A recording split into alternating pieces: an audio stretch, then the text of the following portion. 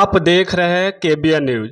आज हम बात उस विषय पर करने वाले हैं कि महाराष्ट्र के में मालेगांव में जो ब्लास्ट हुआ था, उसमें झूठे केस में साध्वी प्रज्ञा ठाकुर को 17 साल तक जेल में बंद करके रखा गया था यूपीए सरकार में। इसलिए विशेष समुदाय को खुश करने के लिए उसको जेल में बंद करके रखा गया था, और इसलिए रखा गया था कि भगवा आतंकवाद होता है। भगवा कभी आतंकवाद हो ही नहीं सकता है। भगवा वस्त्र तो भगवान राम ने भी पहना था, भगवान कृष्ण ने भी पहना था। और भगवा तो जीने का संस्कृति बताता है, जीने का राह बताता है, विरासत है भगवा। भगवा कभी आतंकवाद हो ही नहीं सकता है। आज साबित हो गया माननीय न्यायालय के द्वारा कि भगवा आतंकवाद नहीं होता है। लेकिन राहुल गांधी विशेष समुदाय को खुश करने के लिए 17 साल प्रज्ञा ठाकुर को जेल में बंद करके रखा गया था।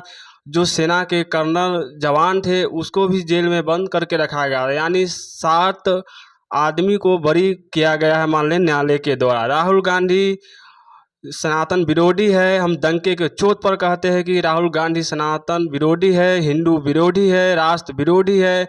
वह राष्ट्र हित में बात कर ही नहीं सकता है। आज साबित हो गया कि भगवा आतंकवाद हो ही नहीं सकता है, न था, न है, न भविष्य में रहेगा।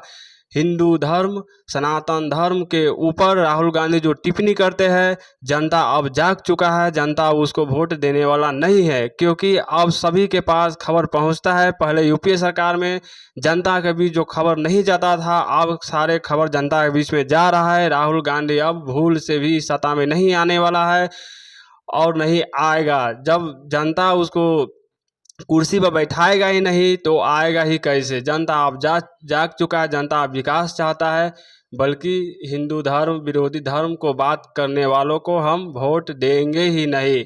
मैं मर जाऊंगा, मिट जाऊंगा, लेकिन राहुल गांधी को वोट देने वाला अब मैं नहीं हूँ। और जो भारत के हित में, राष्ट्र के हित में, संविधान के हित में जो बात करेगा, हम उसी को अब वोट देंगे, उसी को दिल्ली के सत्ता पर बैठाएंगे। दिग्विजय सिंह और राहुल गांधी को और सोनिया गांधी को पूरे भारत के जनता से माफ़ी मांगना चाहिए कि हमसे भूल हो गया। मैंने गलत झूठे केस में निर्दोष लोगों को फंसाकर 17 साल तक मैंने रखा। उनके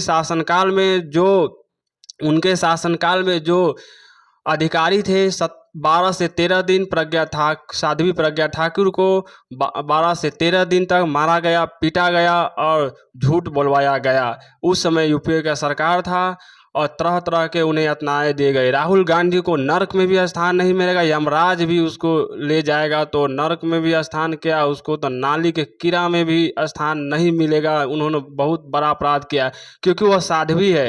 वो जनता के हित के लिए, सनातन धर्म के लिए, देश के लिए सोचेगा। वो गलत कदम उठा ही नहीं सकता है। झूठे केस में उसको फंसाकर वहाँ पर रखा गया कि उनके बाइक में बम मिला। वो सारे झूठा केस है, साबित नहीं हुआ माननीय न्यायालय में। और न्यायालय कोर्ट ने, एनआई कोर्ट ने उनको बेइज्जत बरी कर दिया, 7 को बेइज्जत बरी कर दिया। यह भगवा की जीत है, यह धर्म की जीत है। और राहुल गांधी को माफ़ी मांगना चाहिए। यदि वो माफ़ी नहीं मांगते हैं तो जनता वो सबक सिखाएगी आने वाले चुनाव में। जय हिंद।